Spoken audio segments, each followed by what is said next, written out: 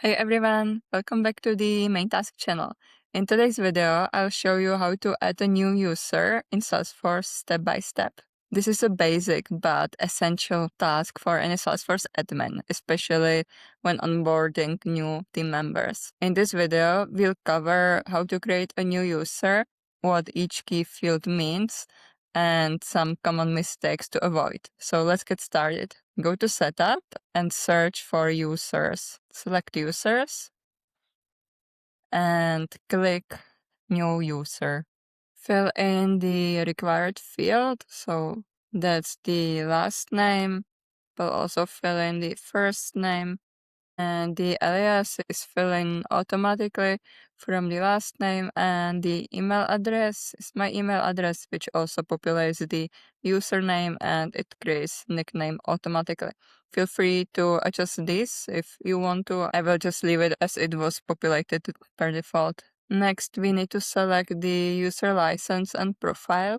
User license defines what features the user can access, and profile defines their permissions. I will select the user license of Salesforce, and profile is going to be system administrator. This can be always adjusted later on, so don't worry if you are not sure about which profile or license to select. Make sure that the generate new password down here, generate new password and notify user immediately is checked. And if you don't need to fill out any other details, click Save. And now we can assign permission sets by clicking Edit here and select the permission set that the user should have access to and click Add to move them to enabled permission sets and confirm by clicking Save. Now the permission set is visible here and also down here. When you click it, you are moved to the bottom of the page. You can add the user to personal groups or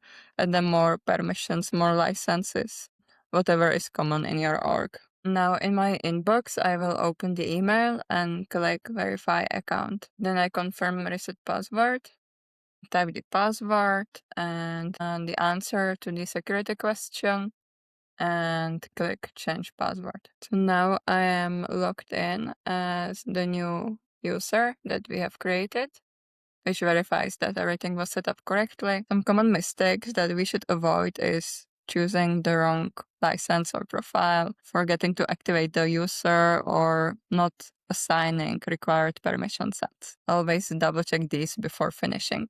So that's how you add a new user in Salesforce. If you found this helpful, don't forget to like and subscribe. Have a great day. Bye bye.